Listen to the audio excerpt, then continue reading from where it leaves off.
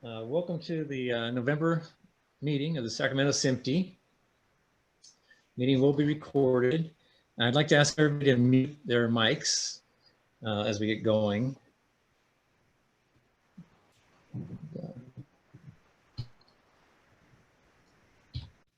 Of course, our topic is a brief history of the second, and Al Kovalick is presenting.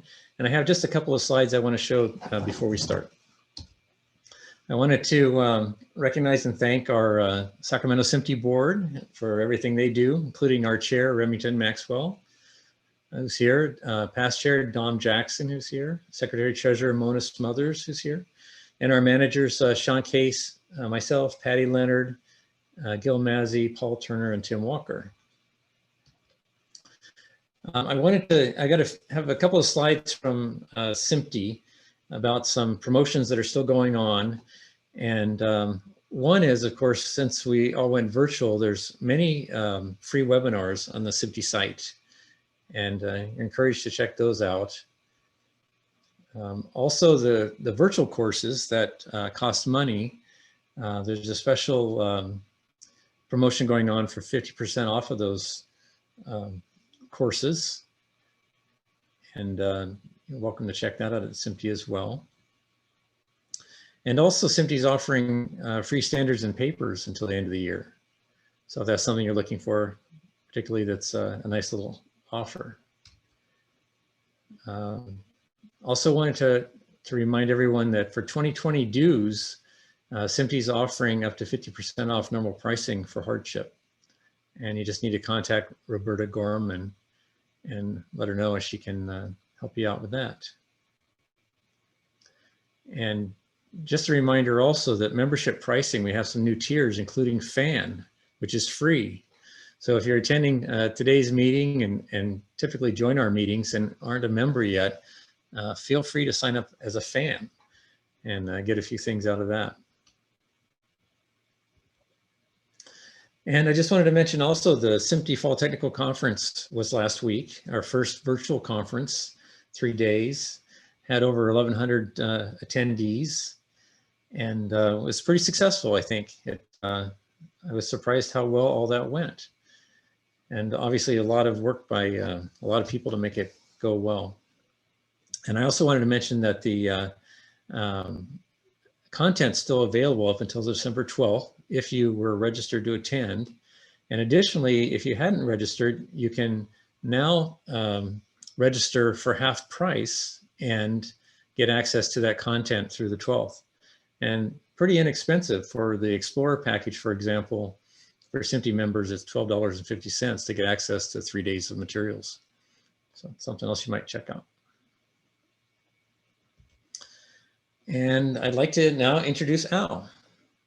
So Al is the founder, Media Systems Consulting in Silicon Valley. Previously, he worked for HP as a systems architect and an R&D engineer. You don't need to read all that, Bob. That's okay. Yeah, I do. Okay. Following HP, he was the CTO of Pinnacle Systems and then a fellow at Avid. He is an active speaker and educator and authored the book Video Systems in an IT Environment, The Basics of Network Media and File-Based Workflows. Al has a BSEE from San Jose State University and an MSEE from the University of California at Berkeley. He holds 13 patents, is a SMPTE fellow, and has written this book, Video Systems in an IT Environment, that you might look for. Okay, Al. Okay, thank you. That book, by the way, came out in 2006. The second version 2009, so it's so old now it's out of date. But when it came out, it was the first book of its kind to talk about the convergence of video and IT systems. So here we are. Let's see here.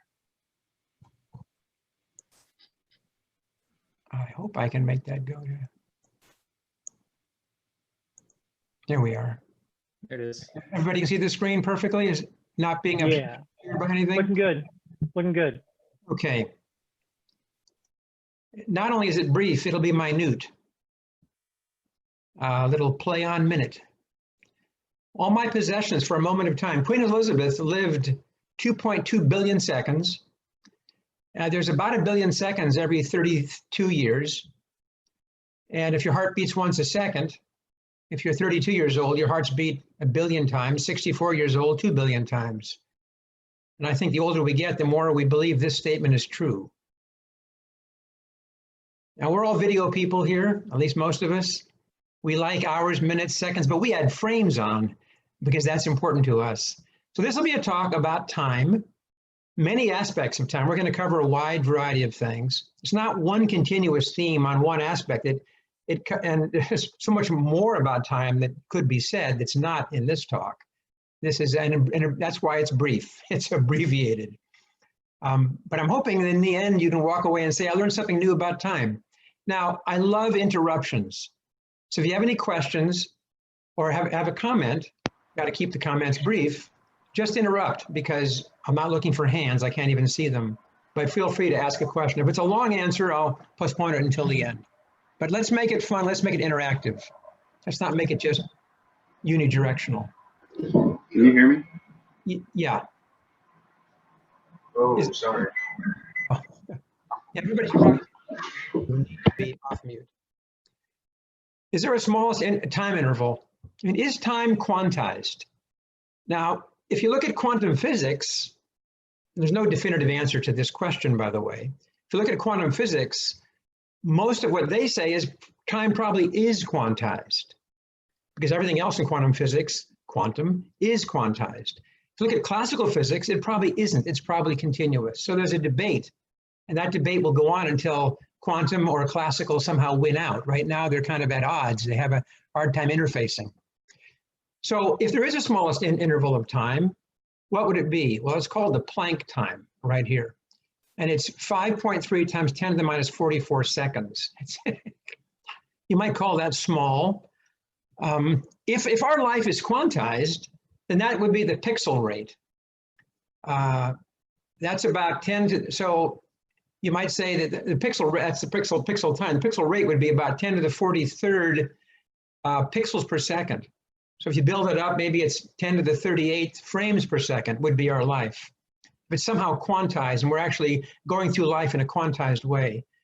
What would happen if a pixel was dropped? What would happen if a frame was dropped? How would that affect us? I don't know, to me, this is fun just to think about. And by the way, there's a lot of Planck units. Planck time, there's Planck voltage, 10 to the 27 volts. Go into the store and ask for a battery of Planck voltage, you probably will get a blank stare unless the person understands physics. Now, what's the most common time of day? This is one of my favorite questions. I asked my dad this question a couple of years ago. I said, what is it? He said 2 o'clock in the afternoon, just like that. He just rattled it off. He doesn't know anything about this talk. And I said, why is 2 o'clock in the afternoon the most common time? He said, well, I feel the most tired then. It's after lunch, kind of lethargic. Time slows down for me. It's the most common time of day. I thought, that's a good answer, Dad. Somebody else here, John Ellis, I think it was John, he's logged in today. He said, it's noon. I said, well, that's not a bad answer. It's not quite what I was thinking. The most common time of day is 9 minutes after 10. 9 minutes after 10. And this is why. If you go on and do a Google search and just type in wristwatch, they're all set at about 9 minutes after 10. And this is I just actually checked it recently on Google, and I could hardly find one that wasn't set to this time. And why is that? Because when you want to sell something, and most clocks are for sale on the web, you want to present it in the most positive light possible. So you open your arms up, here, I'm yours, take me, buy me. At 20 after 8, and your hands would be down like this, right? It's like, you wouldn't want me, would you? I'm not the clock you want to buy. So the symmetry is beautiful, actually. And now when you see an ad for a clock, you'll always notice it's about 10 after 10, or it could be 10 minutes to 2, but usually it's about 7 or 8 minutes after 10. Now there is a second most common time, and that's the one that John Ellis mentioned. And he's a sort of my age bracket, and that's this one here, the flashing 1200. So if you've got and who doesn't in this group, I think, have some knowledge of VHS tapes and recorders, you often flash 1200, don't they? So that would be the second most common time of day. So a while back, I took my dad to the Cliff House restaurant in San Francisco. It's right on the water. It's built in 1865. And we don't go in there now because of COVID, but we used to go in there on a regular basis. And I'm sitting there eating, and there's a guy sitting next to me. I look over, he's got a tattoo on his arm. This is the tattoo. Actually, the clock isn't completely accurate because you can't be at 10 o'clock and the arm's a little bit off, but basically he's trying to do 9 minutes after 10. So I went over to this guy with a big smile and I said, hey, I love clocks, and can I take a picture of your arm? And I showed him the Google search about how this is the most common time of day. I said, why did you put this on your arm? He wasn't filled with tattoos. This was like it on his arm. He said, I like the symmetry of it. And he didn't realize that it was actually very popular on the web. Anyway, I like that story. I was very amused when I saw this. Well, how do people measure time? Wow, there's such a wide variety. We can only cover a few. Here's one way an artist did this. It's called Rolex Time Sand. Now, you can't buy this, but he created this package.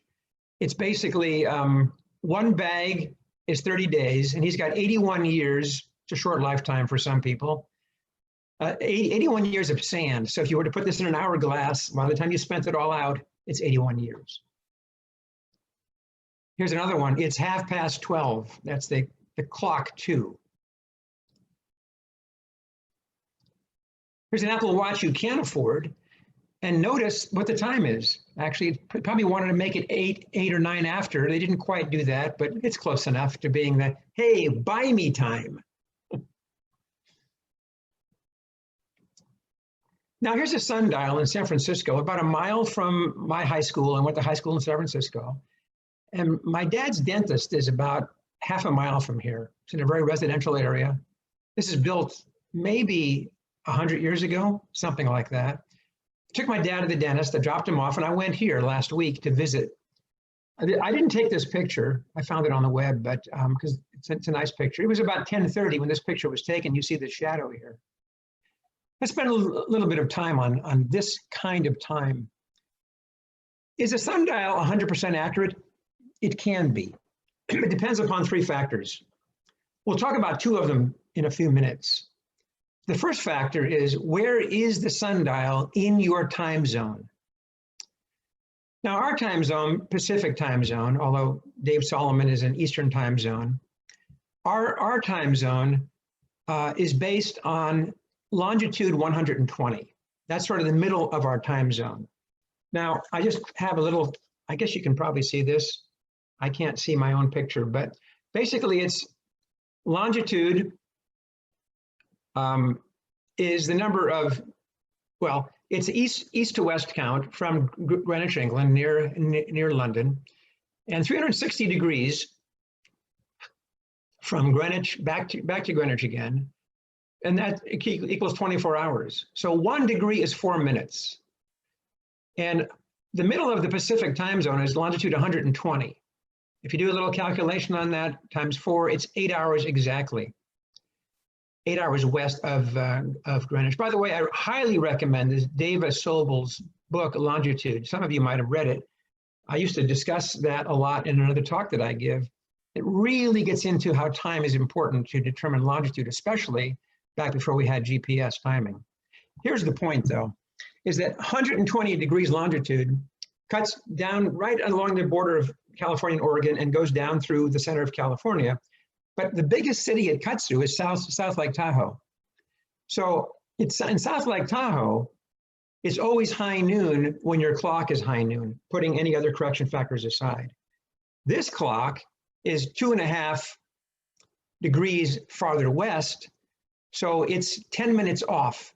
So when it's high noon, according to Pacific time on the clock, it's actually on a sundial 10 minutes to 12 because of the difference in time zone. So where you are in the time zone actually tells you where high noon really is. So South Lake Tahoe is actually something special when it comes, I'll talk more about that in a minute, when it comes to accuracy of time. Again, 120 longitude goes right through the center of South Lake Tahoe. So have they oriented the markers on that sundial to account for that 10 minutes, or is it just wrong?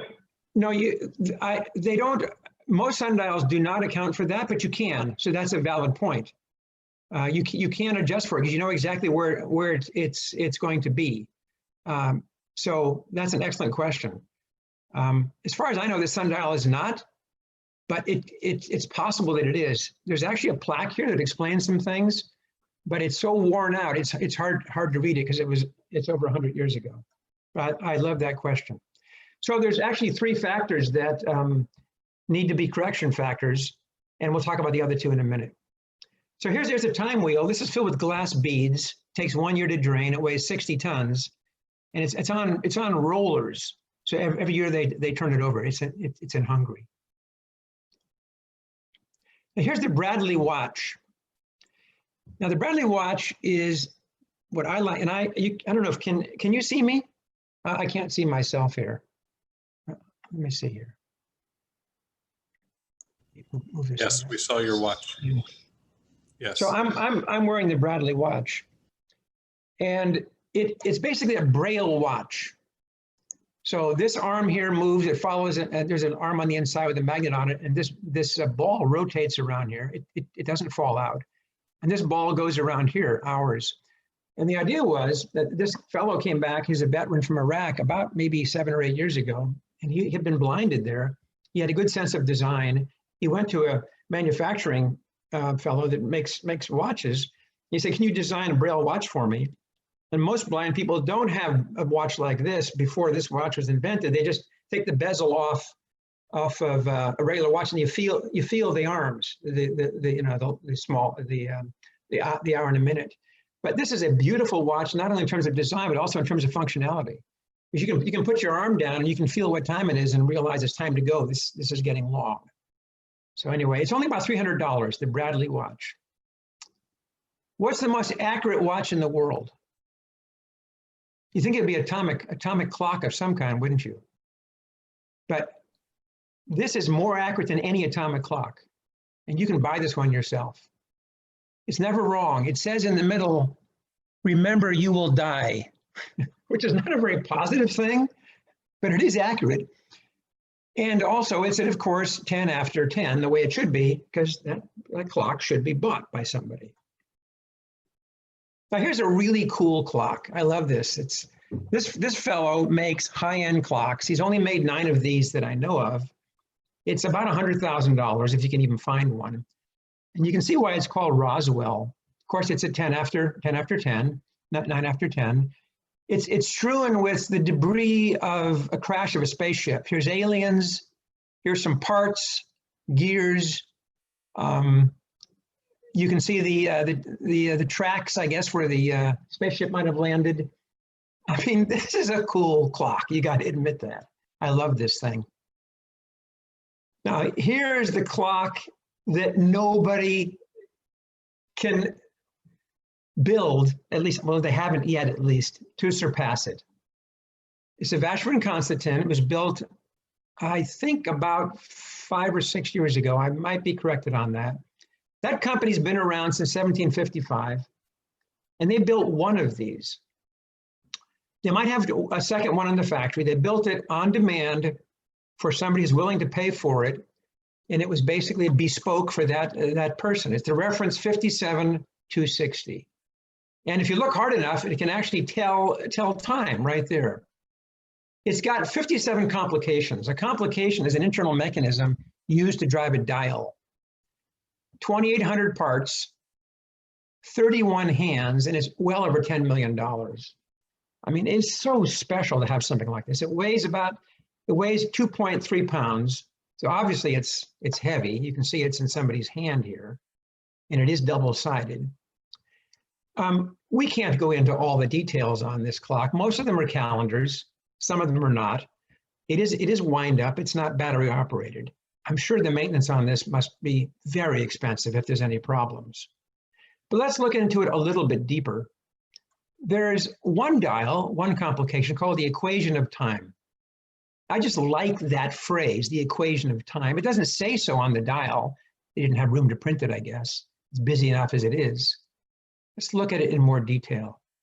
This is the equation of time. And look at some of the other things on here.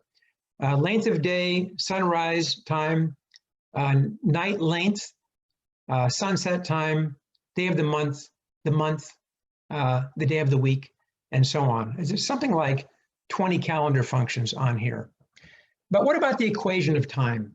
I've always liked the term, but it turns out it's a misnomer, because this is a very old phrase by chronographers, and it really means a reconciliation of a difference. That's the way it meant. That's the way equation of time meant, say, 200, 300 years ago. A reconciliation of a difference. What is the difference? The equation of time is used for the other two correction factors on a sundial. So here's a graph, and this is the number of days here on the x-axis. That's a full year. That's tax day. That's Christmas Day. And this is the correction factor from about minus 15 minutes to about plus 16 minutes. So this dial here tells the wearer what is the correction factor on a sundial, putting the other correction factor aside, we talked about due to the position in the time zone. It tells you how much you have to correct. You can't adjust the sundial in any geometrical way to correct for this. As you can see, it varies during the year. Now, where does this curve come from? So there are three factors that you have to apply in sundial correction. One we talked about. Here's the other two. One is the fact that the Earth is actually tilted at 23.5 degrees. And that tilt then, as the Earth goes around the sun, adds a sinusoidal component to an error, you might say, an offset error from true noon. You can do this by, this applies to any time of day, but noon's the easiest time to actually do it because you can look up in the sky and see when it's high noon. Any other position of the sky, you're not sure what time it is, high noon you are. So we'll talk about high noon here. As the Earth rotates around the sun, and because of the tilt of the axis, there's a sinusoidal component that it throws off true noon time from what the sundial points to. Hope that makes sense. But there's a second component, the second factor. And that's the fact that the Earth, as it goes around the sun, and here's a question for those that are watching. Does it go around the sun as a circle or some other function, do you think? Elliptical. Elliptical, yes. So it's an ellipse, and that ellipse actually generates another sine wave of correction. So these two, and they are pure sine waves, there's coefficients before them. There's no DC offset that I know of. And they're summed together, and this function right here then tells you the correction factor because of the 23.5 degrees, and because of the fact that it's going around the sun in an ellipse. So if you're in South Lake Tahoe and you have a sundial and you have this watch with you, which you probably wouldn't have that, but if you did, maybe you're one of the owners. The owner has not been disclosed. Maybe it's somebody watching today here. But if you're there on tax day, there's zero error. Two other days of the year, there's zero. And Christmas Day, there's zero error. So your sundial in South Lake Tahoe needs no timeline, no time zone correction. It needs no correction for the tilt or the fact that it's the Earth's going around in an ellipse around the sun. There is zero error. If you're in San Francisco, you also have zero error. This is true at any place on Earth, except you have to always correct for the time zone, no matter where you are. So if you're in South Lake Tahoe on that date, this would be zero. It's also zero on tax day and two other days here where it goes to zero. I love this fact, and it finally makes, after researching it, makes a lot of sense as to why the sundial can be completely correct, especially if you live in South Lake Tahoe. Now this is the analemma. This is a little bit of a side point here. It's related to time, but in an interesting way. This is the position of the sun in the sky at the same time during the year. So some photographer took this picture, I'm sure it's been processed. He took 365 pictures. There's about 60 pictures of the sun here, taken each morning at 9 a.m. in Corinth, Greece, over the Temple of Apollo. And what it shows is, it shows where the sun is in the sky at exactly 9 o'clock in the morning. So in December 25th, it's right down here at the bottom. April 15th and another date, it's here, and in June it's here. All of us know that the sun is high in the sky in the summer and low in the sky in the winter. Now, this is related to the equation of time. In fact, this is the reason the equation of time exists, because the sun during the year, and this takes into account the two factors I just mentioned earlier. But if we go back to this, this is a function. You can map this into this analemma. That would be a left for homework assignment.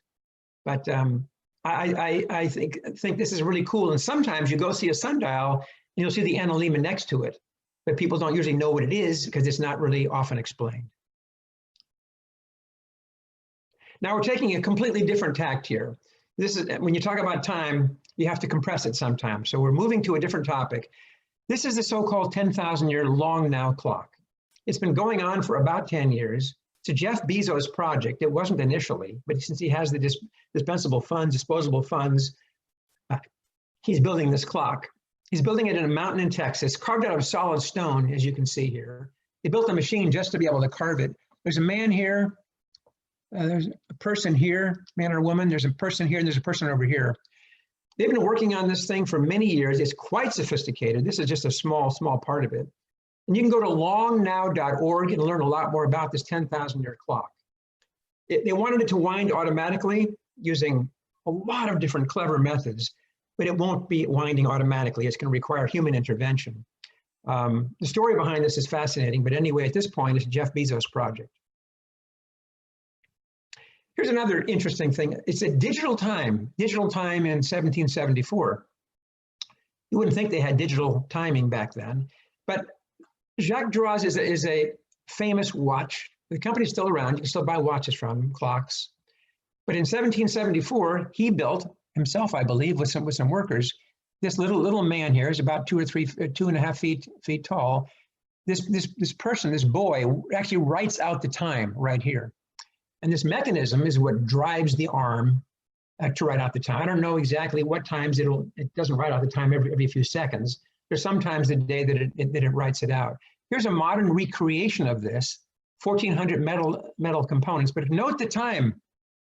Note the time, 10 minutes after 10. This is a frame from a video that I saw on this thing, writing in action. This person here is like the keeper. And this thing gets stuck every now and again. He has to kind of tilt it, probably uses a lot of WD-40 because it's 280 years old or something like that. It's very impressive. Here's that recreation actually writing out the time, probably 10:10, something like that. Time in the movies. Now, many of us have seen this famous picture of Harold Lloyd in 1923. And you've all seen movies that have time in the movie. In fact, Christian Marclay, who's an artist, he decided to look at hundreds of thousands of movies in order to find which ones had a clock in the scene, like this one here, for example, at 2:43 in the afternoon. He spent 3 years, he hired many students and interns, probably for a pauper's wage, to find 10,000 clips to make a movie that is a clock. That means whenever you look at this movie, you'll see a clock on the screen that's the time on your wristwatch. This is a really cool idea. He only made 6 of these. They're about $100,000 a piece. You might find a bit here or there on the web, but you won't find the whole thing. It's really a piece of art. Now, my wife and I, May, we went to the SF MoMA showing, a Museum of Modern Art, in 2013. We sat in this audience. This is just a picture from the web. You can't take pictures while you're in there. I tried to, and they came and they took my phone away from me. And I thought I was being discreet, but apparently they were looking for that. We sat there between 11 o'clock in the morning and 1 o'clock. You can stay for all 24 hours if you wish, but once you leave, you can't come back.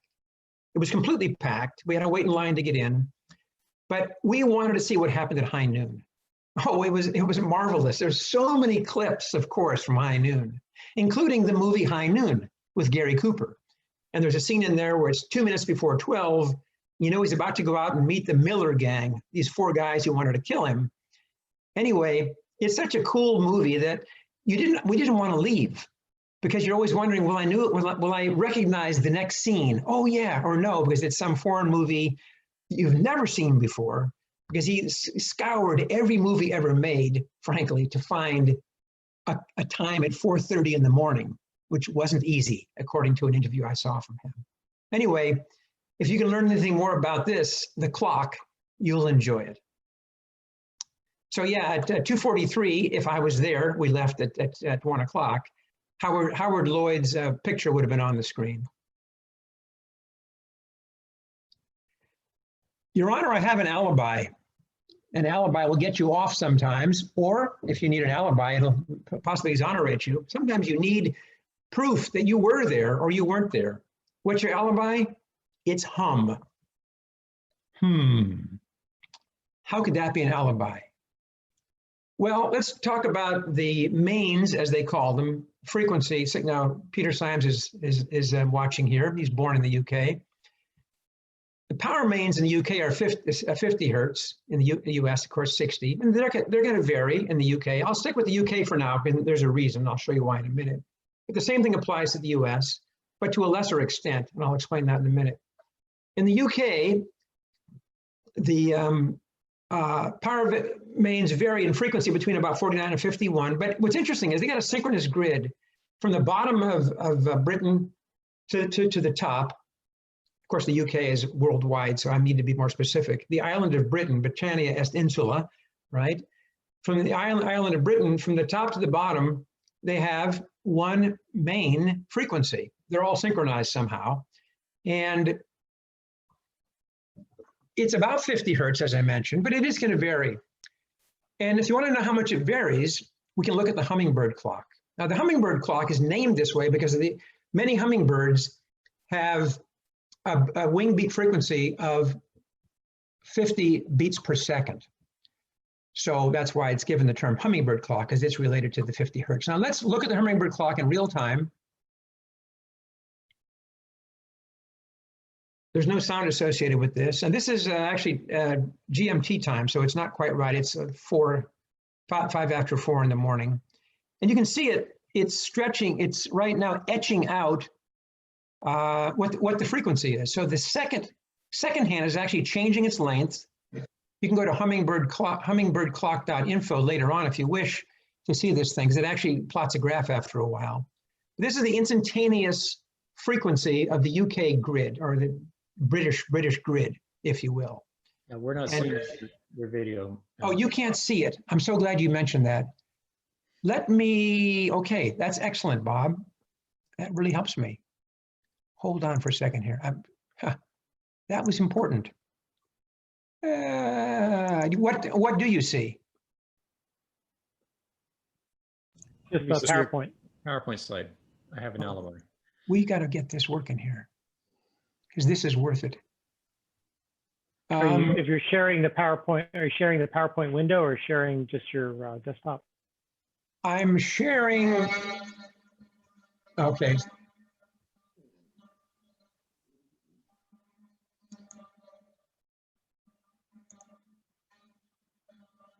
Can you hear that? Hold on for a second here. This is oh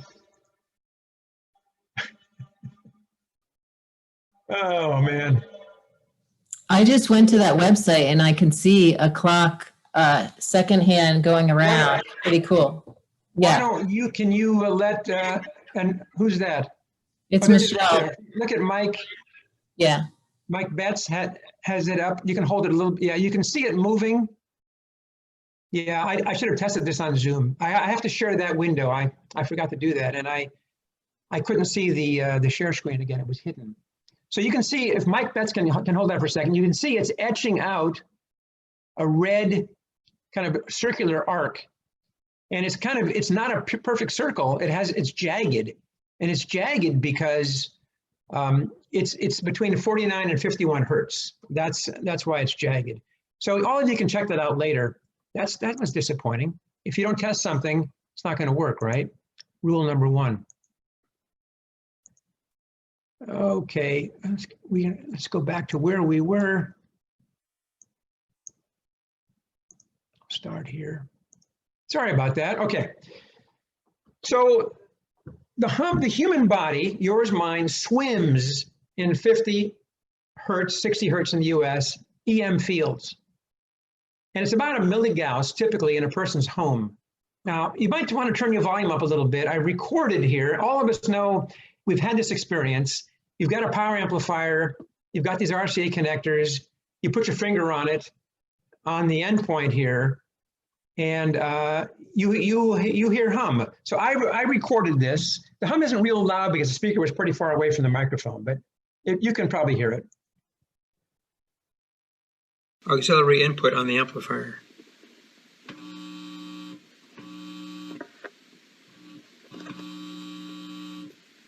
Could you hear that at all? Yeah. Yeah, okay. There was, you know, it can be so loud if you've done it before at home, it can blow you out of the room because you forget the volume is up all the way. And that's because there's electric fields all around us. We're swimming in this electric field and our body's like an antenna and picks it up. So personal recordings have a hum signature, very low levels. You often can't hear it. It's down there, minus 80, minus 90. Even a battery operated iPhone will pick up this hum. Now, if you're out in the middle of nowhere, let's say Grass Valley, there's no power lines around, up in the mountains somewhere, and you touch you have the same thing, you touch an amplifier input, you won't get any hum because there's no, your body is not the antenna for the electromagnetic field around you. So how is this an alibi? Well, in the UK, there's a group, and they've been around for 10 years. They record the UK power frequency, or the power frequency in Britain, for the past 10 years. If somebody comes in with a recording, they have to process this to get, you know, take out the voice and just get the hum.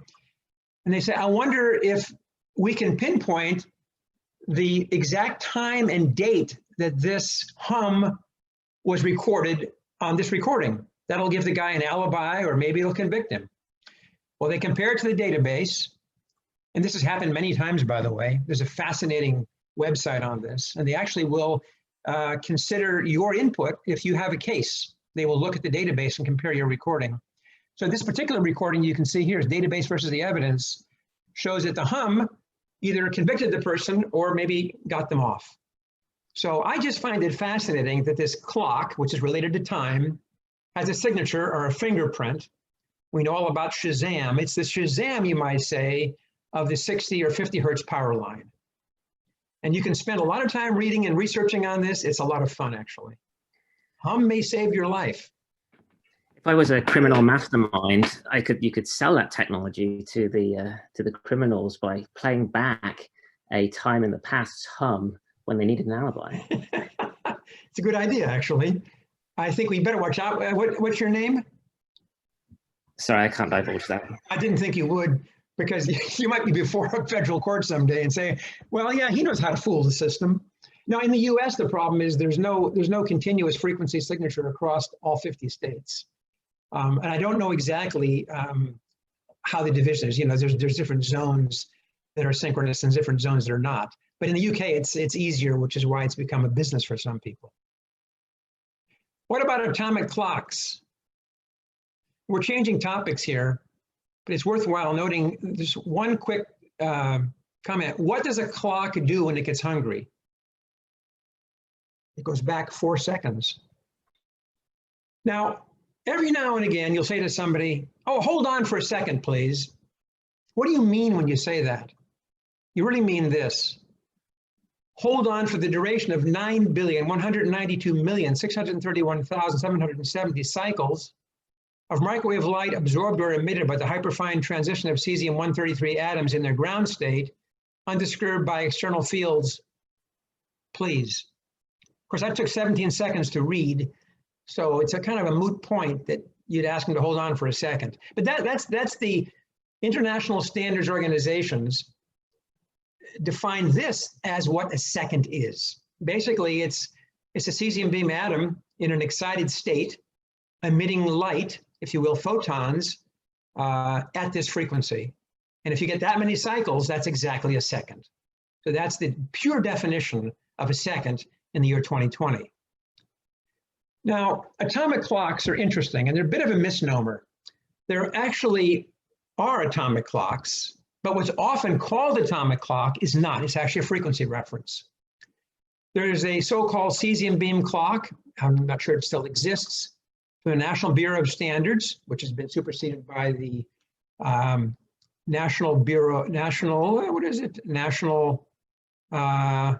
Yeah, NIST. Institute of Science and Technology, yes, NIST. This is George McFly here. He escaped from the movie, and he's experimenting here with this so-called clock. But is it really a clock? It's really a frequency reference. This was the first one that was invented. This was the most accurate clock or frequency reference in 1999. And Steve Jeffords is the fountain inventor. It's called a fountain because this column here has a cesium gas in it, and it's excited by 6 lasers. It's very sophisticated. And that cesium beam gas basically gives off that frequency, and they have RF detectors to be able to detect that frequency. And when it's exactly that frequency, then that frequency defines, this is your reference, capture it. And what do they do with it? They train other things to be able to align it, to be able to synchronize to it. Here's the master, it's correct. Everybody listen, everybody lock on, because I'm going to be turning off in 3 days. There's no clock dials on here. It's a frequency reference, but sometimes called an atomic clock. Now, Steve Jeffords here, when I was looking at the time a couple of years ago, thinking about this slide, I thought, I'm going to give this guy a call. I found his number. I gave him a cold call. This is a true story. He picked up the phone within a few rings, Steve Jeffords, and I said, I've got some questions for you. Do you mind? I'm doing a presentation. He said, sure. And I was amazed because I didn't think he was going to give me the time of day. Okay, so the same Steve Jeffords is here in 2014, and he did NIST F2. F is not frequency, it's fountain, and that's, again, the fountain of cesium atoms here. This is 3 times more accurate than NIST 1. Steve told me that they only turn this thing on, like a week at a time. Most of the effort is keeping it calibrated, you might say, keeping all the lasers working and keeping everything in working order. But when it is on, it takes a bank of engineers around the thing to make sure that it's on and stable and it's emitting the perfect frequency that others can lock onto. So right now, F2 is in the US the most accurate frequency standard, and it's related to time. And I'll show you how in just a minute. Right now, the U.S. Naval Observatory in Washington, D.C. has a clock vault, and it provides an ensemble of Universal Coordinated Time, UTC. And it is itself the GPS Master Atomic Clock reference, and these are atomic clocks. There's also frequency standards inside, but in fact, they have a dial on them, you might say. They actually tell what the time is. Here's a bank of HP cesium beam clocks, and there's quite a few hydrogen maser clocks as well. They're an ensemble because an ensemble gives you a better accuracy and better stability. In fact, at the bottom of the slide, it says stability of time is related to the square root of the number of clocks. So if we had 100 people in a room and we ask them what time it is, there's a method to get the ensemble time, and it would be more accurate to give the ensemble time than ask for the time on anybody's clock. On average, the ensemble time is more accurate. Also, the stability, or how much does it drift, is 100 people in a room, the stability is 10 times better than one person's clock. So that's why they have all of these clocks, both multiple masers and multiple cesium beam standards. This company, I worked on the same floor at Hewlett-Packard when I was an engineer, where this was invented. Len Cutler was a physicist, and he was the inventor of it, did it in Palo Alto. One of the first people to fly this around the Earth in a plane to prove that, in fact, clocks do change their time with altitude and speed. And we'll talk about more of that in just a minute. But here's the point. These clocks are not very accurate, but they're very stable. So take, for example, you go into a dog park, you got your dog, you want the dog to sit at a certain spot. I want you to sit right here. He's off to the side, he moves around. Sit right here, you move him, you nudge him. You got him exactly where you want him to be. He's accurately placed. Then you say, stay, stay, and he's very well trained. He never moves. Stay, stay. He's stable. That's what these clocks are. Once you get them trained on the spot, they stay. Now I can imagine the guy who runs this room at night, He closes the door, opens it back up again, and speaks to all of them. Stay, stay. And the whole beauty of this is they do stay. Let's talk about time dilation, one of the last themes of our talk. The universe is not only stranger than we can imagine, it's stranger than we can imagine. And who, of course, is stranger as a thinker than Albert Einstein? His theory of special relativity applies to things moving at constant velocity. His theory of general relativity, he did 10 years later, because it took him that long to figure it out, includes things that are accelerating. So when you want to think about that, that has to do with gravity and the equivalence principle. That is, acceleration and gravity are indistinguishable. So the G, gravity, always corresponds to general relativity. It's not quite so special, but it relates to things that are not affected by gravity. Here's something that Einstein knew was true. No matter what, the speed of light is a constant in a vacuum. No matter what. Let's look at a few examples. Here's a man with a clock, with a watch on, and he's got a flashlight. It's not moving, so the speed is small c, the speed of light. Here's a second man who's trying to fool nature. He's got the same flashlight, but he's walking at v feet per second. So the speed of light you'd think would be c plus v, right?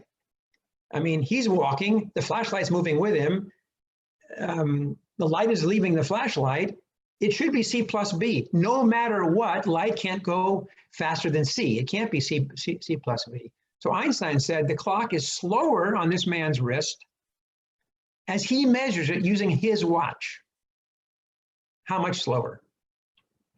If he's walking 3 feet per second, then there's a 5 attosecond, 5e to the minus 18 seconds per second slower for the top man. His clock slows down. Here's the point. His clock slows down. So when he measures this speed of this beam, it's a speed of light, not the speed of light plus his walking. And the faster he walks, the more his clock slows down. So if Bob Huddleston asks me what time it is, first thing I think is, how fast am I walking? And then I do the calculation. I've been walking for 10 seconds. So I subtract 50 attoseconds from the time that I give him, because I want to make sure when Bob asks me what time it is, I give him the right time. Now, Einstein talked about gravity. 10 years later, he looked at the same problem in a sense. It deals with light, the speed of light. And he realized, or at least he had a thought experiment that was later proved, that gravity affects light. It bends it. Gravity bends space-time. So a light beam is bent because of the space-time contour. And the ultimate in gravity, of course, is a black hole. And the center of a black hole, if there's somebody down there with a clock on, of course, that's very hypothetical because you can't exist. But your clock would be 0. By the way, I wear 2 watches, just in case one of them dies. I believe in no single point of failure. But in a black hole, I'm sure I'd be completely failed. So what's going on here is, and by the way, Arthur Eddington went to Africa in 1919 and took a picture of a solar eclipse. He looked at the stars coming through a solar eclipse before, during, and after, and he proved that the starlight was bent when the starlight went past the sun because of the gravity of the sun. So here's a case of a man floating in space. And because he's farther away from the Earth, so many miles, thousands of miles away, gravity is less on this individual. He has a clock, so his clock is going to run faster because there's no gravitational influence to bend the light. You can't fool light, no matter what. It has to have the speed of c. So this clock has to adjust slower when it's near gravity. So Dave Solomon's on the line here. If Dave asks me what time it is, he's on Earth. This is Dave here, and I'm up here, 10,000 miles away. If Dave asks me what time it is, I've got to figure out how far am I away from the Earth? What's the gravitational effect? When I do that, then I make the correction like I did for Bob, because I was walking. Now I will give Dave Solomon the exact correct time. thanked Einstein for that. Well, let's review this now. And we'll take a really practical example. There's only, I think, 2 more slides or so. This is a GPS satellite, and it's got an internal clock. It's a rubidium standard. There's 24 of them floating above us right now. And it's moving at 8,500 miles an hour here. So that's got a velocity component. And it's 12,000 miles from Earth. So there's a person down here, Bob or Dave, and I'm up here in the satellite, and they're asking the question, what time is it? Well, I've got to make some corrections, don't I? We have to correct the clock on the satellite for 2 reasons. The first reason is the gravity. There's less gravity here for the satellite than there is here for this man with his own clock. Turns out there's a 45 microsecond per day correction. It's actually made on every GPS satellite. That's what's beautiful about this. It's real. It's not just theory. They do this every day, or at least they correct for it in some way that it's this clock here accounts for the fact that there's a gravitational distance from the Earth. The second one is it's moving at 8,000 miles an hour. So there's a 7 microsecond delay. Now that's a faster, that's going to be, it's a slower clock, and this is a faster clock. Together, there's a 38 microsecond delay correction for the GPS satellite. If you didn't make this correction, it'd be off by seconds in no time, and after a while, minutes. So Einstein had a thought experiment in 1905 and 1915. It was proven later, and certainly it's very applicable today to GPS and many other things that move at these rates and have these gravitational influences. I really like this and think this is really cool application of theory into practice. This is the last slide. Now, there's been a lot for people that are involved. A lot of us are involved with precision time protocol, frequency time, and synchronization. And you can have 100 slides on this topic. You can have a whole book on it. There are books. I used to teach a class on it. Precision time protocol can be very sophisticated. We're going to cover this in 1 slide. So some of you are not video people. You're not that involved in it. We want our systems to be synchronized. Video is important, and audio as well. So everything moves, all the frames start at the same time, for example. So all the nodes in a system should be synchronous. And this is the fundamentals of how that's achieved. First, we have node number 1 here, and we have a time base. Now, many of you might have a swatch, just a simple watch. Actually, this one here has a time base inside. This Bradley watch. And the time base in here, this is not a sophisticated watch. Does anybody know what the time base is on most battery-operated watches, not smart watches? Anybody know what the frequency is? It's almost universal. 4 megahertz. 32768. What is it? Isn't it 32768?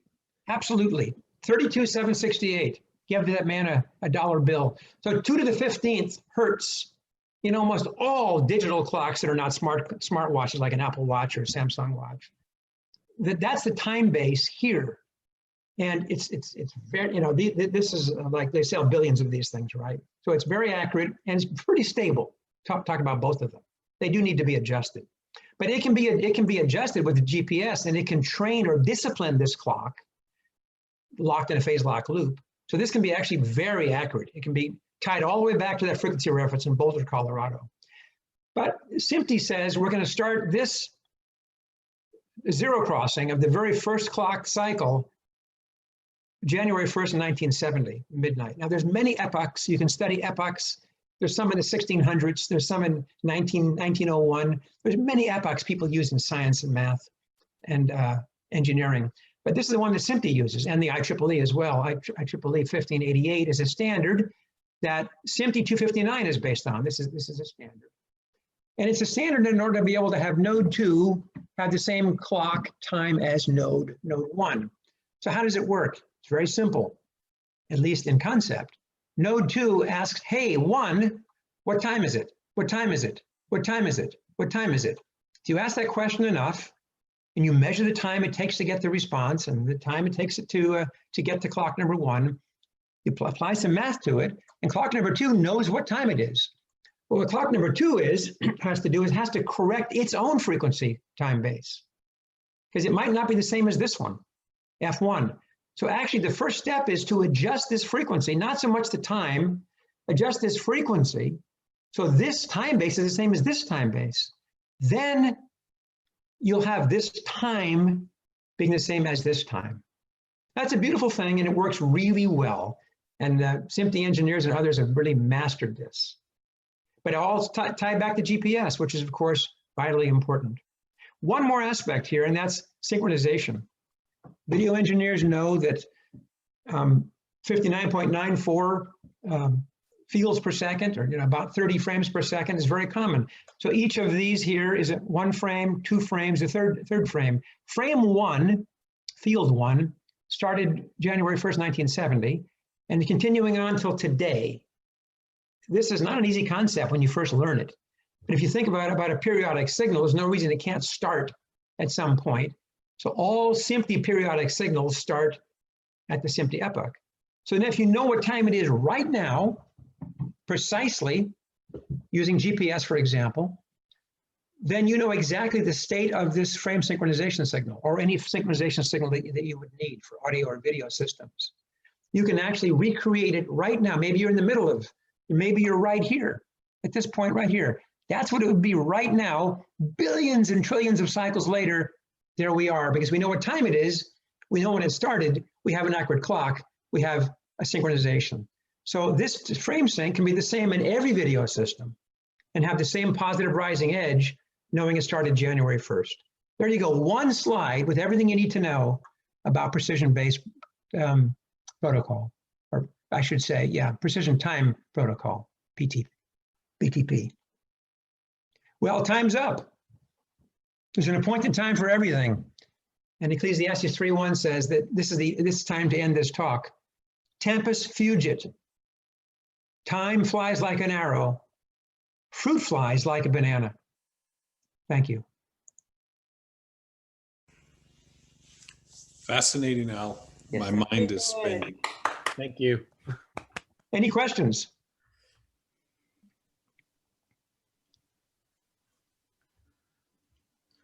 I'll just Anybody live in South Lake Tahoe? Anybody live in South Lake Tahoe? I don't. Maybe some people have a home there.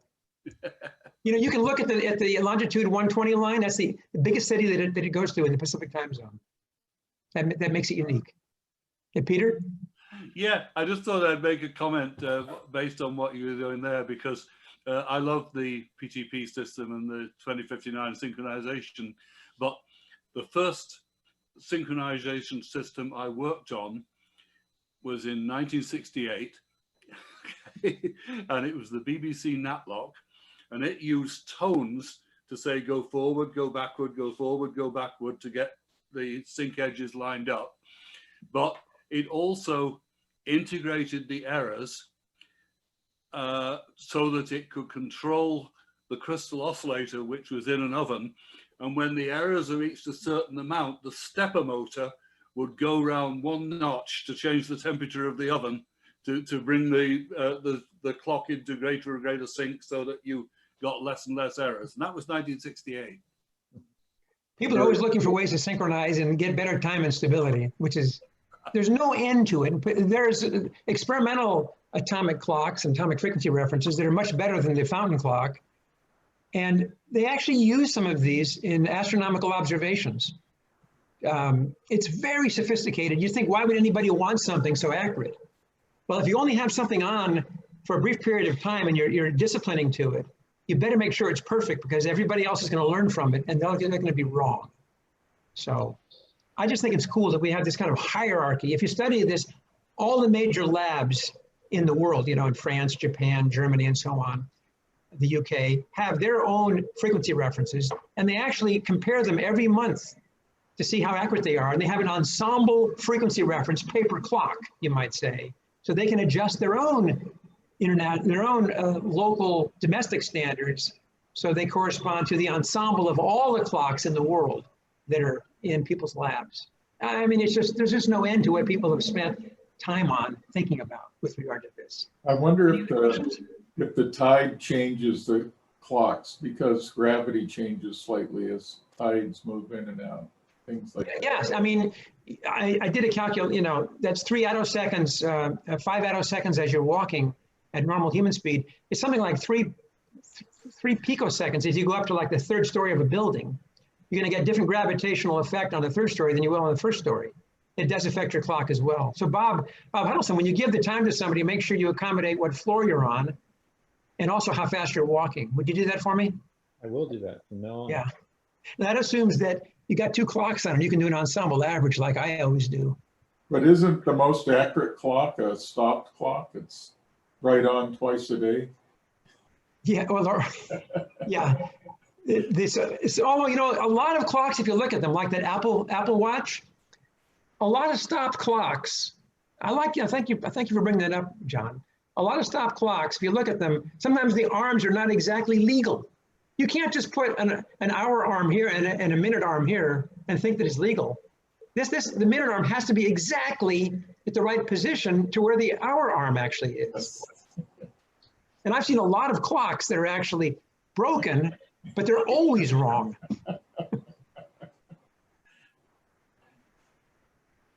Anything else? Was there anything in particular that you thought was like a really aha for you? Like, wow, that was something I didn't really know, or the velocity, the effect of movement and gravity. I'm still trying to wrap my head around that. Just imagine Einstein thinking of this. He thought of it in a theoretical standpoint only. People had to prove it later. When Arthur Eddington proved it in 1919 that the gravitational effect of the sun bent starlight, Einstein basically said, "Told you so."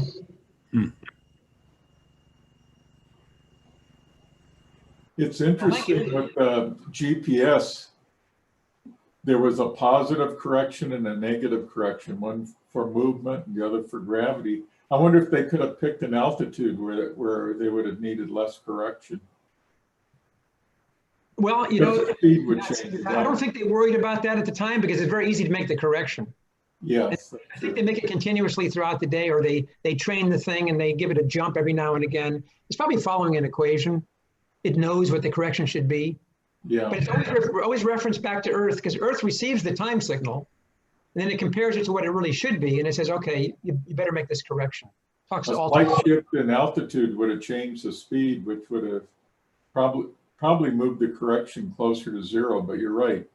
Correcting it is no big deal. Getting it to zero would mean you'd have to have the satellites too close. It'd have to be a little faster, yeah, so close. Yeah. I mean, you're 45 seconds off at 12,000 miles away. To get it to go to be seven microseconds off rather than 45, you'd have to be very close to the Earth. You could touch the satellite as it came by. Hey, what time is it? Yeah. Low Earth orbit, yeah.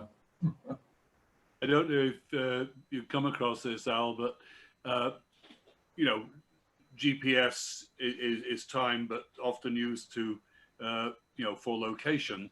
Oh, and mainly. There is a database that collects all of the orbital perturbations, so that if you measure from various satellites at a point and go back non-real time and get the database things, you can get down to sub-millimeter accuracy in location because they really do record every perturbation of the orbits. Yeah, that's fascinating. By the way, if anybody, thank you for bringing up and showing the Hummingbird clock, .info, by the way, .info. You can go and take a look at that yourself. I'm sorry it didn't show up. And by the way, when I was experimenting with that, with regard to hum, I never knew why amplifiers hum whenever I touched. I figured, well, something to do with the amplifier. It's nothing to do with the amplifier. It's got to do with me. I'm a big antenna. You were asking for aha moments, and I thought the time equation graph was pretty nifty. Yeah, imagine putting that into that. I mean, that 57270 clock, that reference clock from Vacheron and Constantin, I highly recommend you take some time and study that. It is a work of engineering beauty with almost 3,000 parts in it. Imagine and only building maybe 2, probably they have one at the factory. It took them years to build it, and it was built as a bespoke. Somebody said, "Here's what I want." Some very wealthy clock collector, who again hasn't published his name, and said, "So they said, yeah, we'll build it for you. We have 300 years of experience." building clocks. But that thing, imagine having that in your hand, 2.5 pounds. That's just an amazing thing. I have to go now, but many thanks, Al. Enjoyed this. I turn it over to Bob. Thank you. Thank you, Al. Thank you very much, Al. It was a very, very interesting, entertaining presentation for us. Appreciate you bringing it back to life and spending the time to present. Good thing I had the time to do it. Thank you. But we had 28 people here. It was very nice. Very nice. Thank you all for joining. I appreciate it. Bye-bye. Bye-bye.